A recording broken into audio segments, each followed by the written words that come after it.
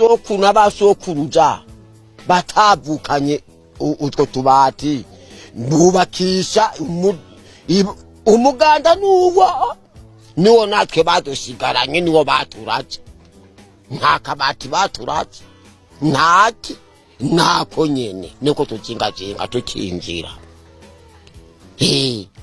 imvura iguye iraduhonda ikatukubita n'abana igatera hariya n'amazi atemba hariya tugahunga tuguma duhagaze. Vivre dans ces huttes en famille n'est pas toujours chose facile. Quand vient le moment où le mari et la femme doivent retrouver leur intimité, les enfants sont juste à côté.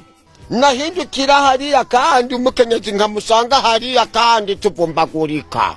Yego kweli abana nabo bagatera imigeri bikangura. Nani ngasenyigira uwezo. Umva.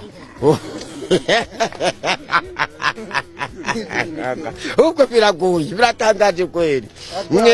Kandi mbandaba nka hariya mu gifaba nabo bakaryama nkino. Ariko twita twegerana twese.